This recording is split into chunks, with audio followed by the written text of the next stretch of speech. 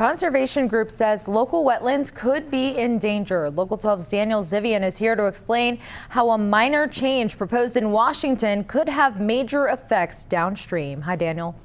Yeah, hi, Morella. This all has to do with the Clean Water Act passed in 1972, which protects waters of the United States. The Supreme Court narrowed the scope of this 2 years ago, and now the EPA wants to go a step further. The new definition would only protect wetlands next to protected waters.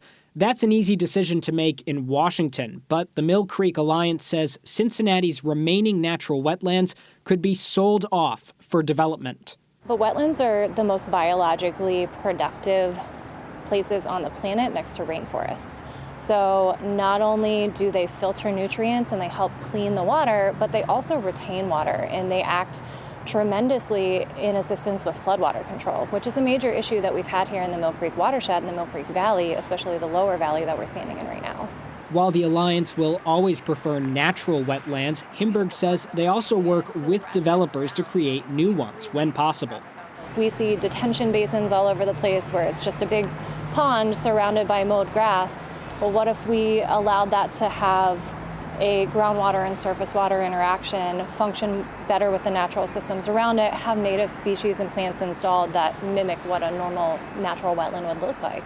Himberg says using the natural world as a guide to manage water is often more effective than paving it over. South Fairmount's Lick Run Greenway created new parkland while also reducing sewer overflows. A 1 acre wetland at only 1 foot deep can retain on an annual basis over 300 million gallons of water. So I think we need to look at them as an asset and something to mimic, not something to take away and degrade.